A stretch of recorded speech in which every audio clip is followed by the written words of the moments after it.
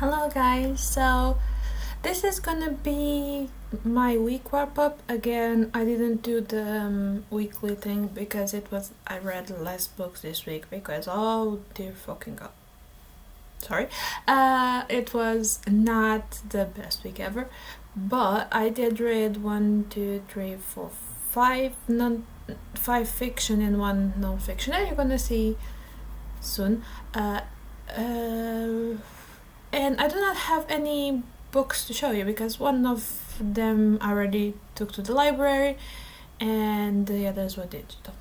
The first book I read was The Ice Queen by Alice Hoffman. This is a story about a girl whose wishes came true, especially the bad wishes. She noticed that after her mother passed or went away, after she wished for that, and I do not want to give more of the plot because even the description on Goodreads, what it talks about is something that happens in the middle of it, so it is how do you say, magical. It has magical realism. It is kind of inspired by the magic of fairy tales. The thing of wishes came true, of course, the name Ice Queen. And oh god, you guys can see the clutter today better. All the clutter. Anyway, I got distracted by the camera. It is a downer of a book. It is beautifully written. I do like where this went and how it treated the subject, but it is a downer because the subject it takes, it's loss, dealing with misfortunes in life, and especially loss, grief, sickness. It is really a downer of a book. If you are not on the good headspace, I would say save this for another time, but surely do read it if you like those types of books. And as I said, it does take magical realism inspiration for fairy tales, so there is this dark sense of magic, almost of impending doom connected to that magic. It is really beautifully written, and it's contemporary despite the title and what all that I said. It is contemporary. The two next books I've read are children's books, and one of them is Night Circus, as in night as abbreviation of good night and not just night, and is by Mark Corcoran. I'm probably saying this wrong, but I'm not going to say it again. And it's literally the simplest but cutest book ever. You have the picture of some character for a circus, and then it's just saying goodnight to them, like goodnight to the clown, to the beastmaster, to the strong man, all of those things. And how do I say, I really love this book. It's one of those books that I read online, but I would love to have here to show you the pictures, because the pictures are amazingly beautiful. Not the clown, I do not like where they went with the clown, but that's probably my problem because I do not like, I prefer the rich sad clown instead of the poor happy clown. Visually, I mean, probably I'm not the biggest fan of clowns. I do not have fear. I just for me it's the part of the circus. But continue. The illustrations are so amazing, so beautifully done, that when the circus is over, the magic stops and people go back to being normal people. But with this, it doesn't. It feels like it tickled that child sense that the circus is filled with magic, and all of that. Those people aren't people, but are like almost fairies and magical people that come here to act for us. And you would think that in the night, when they go to sleep, they would look a little bit more like people. But no, on these illustrations, instead of being like, okay, let's show that all of those characters are just people, they went on the completely different route somehow, and they all feel like they all feel like magical creatures going to bed. I think it's the Beastmaster or the Ringleader. I don't remember exactly the name they gave us. Not the Beastmaster. I think it's the Ringleader. That is just with his eyes closed on a empty and darkened how do you say, stage, like seen from above, and it almost feels like he sleeps there. It's like just his mind just disconnects, but that's his place. He doesn't almost exist out of the stage. I was just, the thing is, this is the simplest children's book I have read, and it filled me with wonder. I was just like, oh my god, now I just want a book with those illustrations, but that like goes into the story of this, but at the same time I don't. I want to create that story myself of those characters and expand on these pictures, because I was like amazed by it. And it is, again, the simplest children's book I have ever read. It only says like, good night clown, good night ringmaster, good night beastmaster, good night strong man, and I have so many feelings about it. How is this possible? I do not know. Anyway, the next children's book that I read, it was okay. So we passed from yay hype to and it is called The Big Spooky House, and it was done by Donna Washington. Now, art wise is okay, not my preferred art style. I did click on it.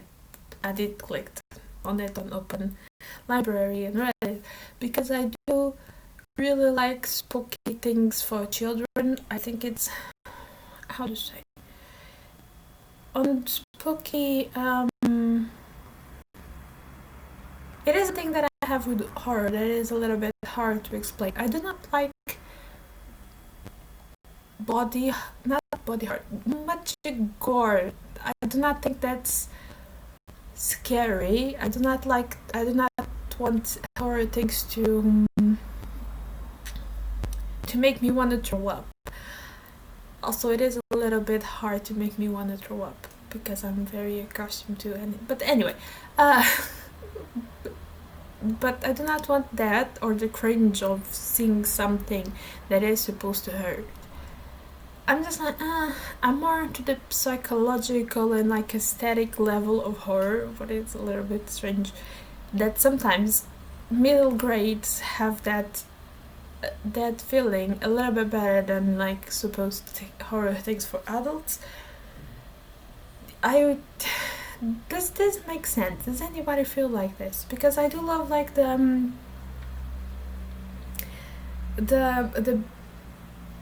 that thing that has like the beautiful, the dark, and then the twisted and like psychological. It can have blood, it can have death and all of that, but it's not the gore feast. That's my type of loving horror. Anyway, that was a big rant to talk about this, why I did pick this book. Well, I usually see some of that on the on children's books. This one, it was okay. It's a story about a big strong man. I think that's how I said. That goes into a spooky house and passes the night there. It's literally just that. Okay, I thought I saw one of the kids. But anyway, it's literally just that, and it's okay. It's not scary. I think it's supposed to be inspired on a type of urban legend that the writer knew from the place they lived. Anyway, it was okay. It did have cats, spooky cats. If you like that, they had like spooky cats. It was my favorite part about it. Other than that, it's fine. The book that I already took to the library, it's the Lightly and the Lion from the Accursed King series. This is by Maurice Druon. Now this is the 6th book on the series. It felt like there is one more. There is a 7th book. This felt like the final book. It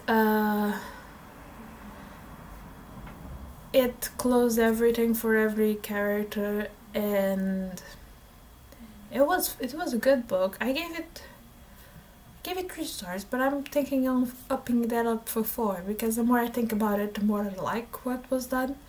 I just don't know how I feel about the next one, but I already talked about that on another video, so I'm not gonna talk about that little problem here. It's what happens during this book. So the Valois come to the throne of France, and it's mostly about Robert of Artois. Robert.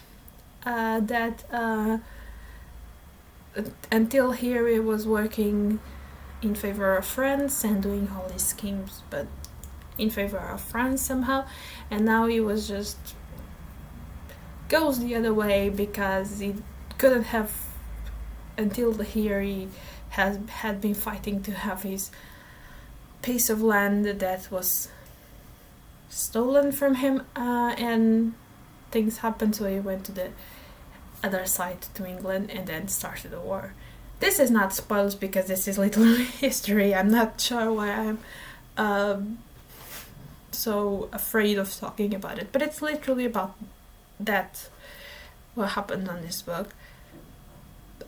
I cannot even come to say anything more about it. If you like Story of France, this is a really good France and England. This is a really good series. I'm not sure exactly how I feel about the last book, but yeah. And last book that I read was a manga. It was Ajin, but it was volume 10, so I'm not gonna talk about it at the moment, but I did read the volume 10 online, but I do have volume 1 here, and I can give you an idea. So this is volume 1. It's very shining. This is covered. They don't usually not this shinings. And this is the story is by Tsuna Miura, and the art is by Ganon Sakurai. I do really love, and until I find Vagabond, this was my favorite manga, at least until the part I was at this moment. I'm not sure how it's still ongoing, and I'm not sure if it is going to a good place or not, because I do feel like they are milking the story, and when that starts happening is always a little bit bad, but I do think that they are trying to extend it more than it should be extended, at least like the first part of it. I think that they should start thinking about finishing it, finish like a first arc of it, and then if they want to go work on other characters, they should like do a second. I was going to say season, but like a second arc of it. But what is this about? This is about demi-humans. That's how they call them. People that do not die. This is contemporary world, and on this world, this version of our world, let's put it like that, when some people die, they don't die. They technically die, and then they come back to life by means that they are still trying to understand, and they don't just come back to life and keep coming back. They are impossible to kill it, at least as much as they find out there is no way to kill them.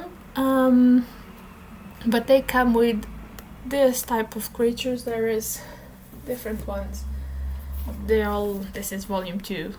They all have different shapes that, depending on the person's personality, that this is almost like a little phantom made of darkness. They still don't know exactly what this is. That may or not be able to have a separate conscience and can interact with our world in some ways. So yeah, that's basically it, and it's the story of one particular high school student that dies, finds out, comes back alive, so finds out that it's Ajin, and then has to start running because in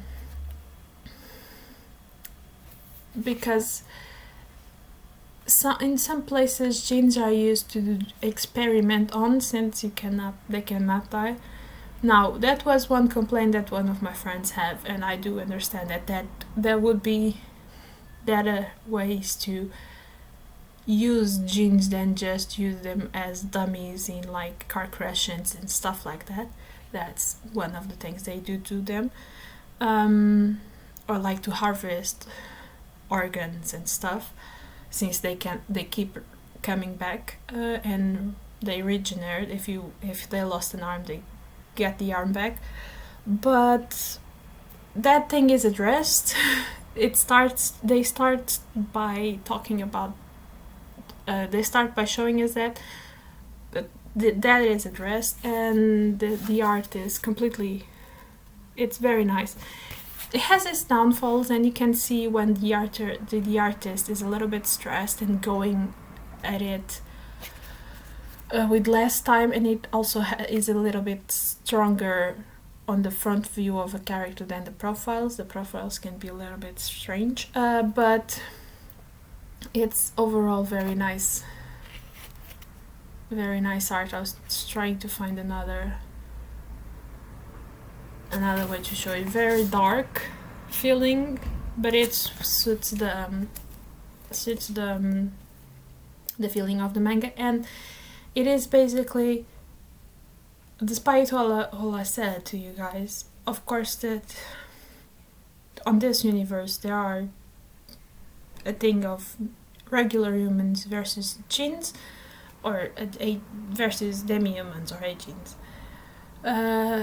But at least on the first mangas, the take of it is the best way to summarize it. I mean, it is the fight between the psychopath and the sociopath, and that is amazing. And that is, I feel that we are losing that a little bit on further